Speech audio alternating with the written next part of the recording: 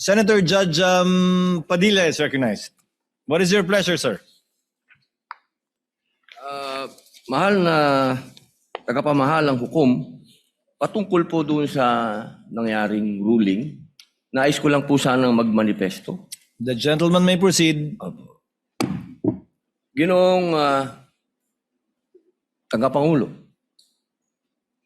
at mga kasama, matagal ko na pong isinusulong ang freedom of information dahil ito po ay bumagsak sa aking komite. Ito po ay tunay na kailangan natin sapagkat dito po talaga natin mapapatunayan yung sinasabi nating public trust. Pero meron din po kasing napakahalaga yung tinatawag na equal protection of the laws. Sang-ayon po sa Artikulo 3, Section 1 ng ating Konstitusyon, Bill of Rights, ang nagsasabing hindi dapat alisan ng buhay, kalayaan o ari-arian ng sinumang tao ng hindi kaparaanan ng batas. Ni pagkaitan ang sinumang tao ng pantay na pangangalaga ng batas. Ang mga pamantayang ginagamit natin ngayon ay dapat pareho ring ipinatutupad sa lahat ng impeachable officials, anuman ang kanilang pangalan o posisyon. Hindi ko po makakalimutan ang naging pahayag ng dating Senadora Miriam Santiago dito mismo. Siya po ay isang huwes at ginagalang na propesora ng batas.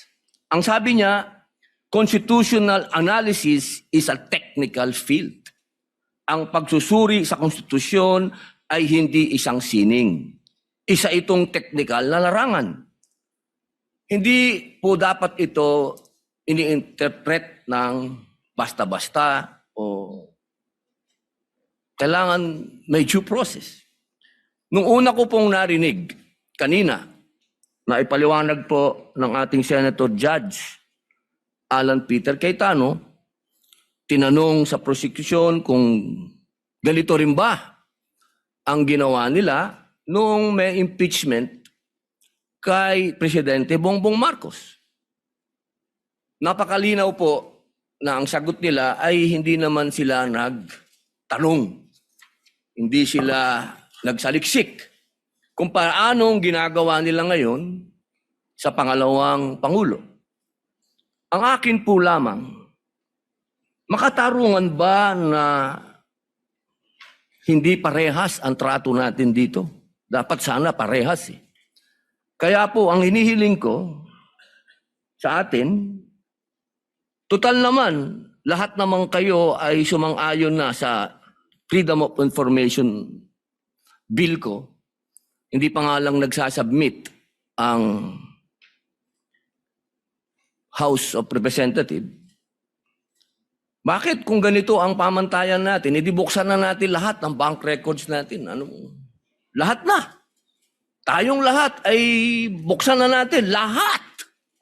Para mapakita sa taong bayan na wala tayong kinikilingan dito.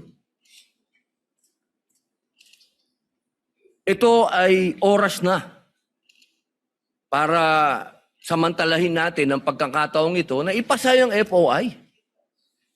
Kasi kung ganito, na parang meron tayong tinititigan sa tinitingnan, hindi maganda ito para sa taong bayan.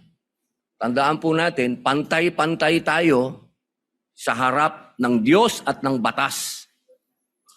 At hinihingi ko po sa inyo na ilagay sa record ang aking pagtutol sa ruling na ito. Maraming salamat.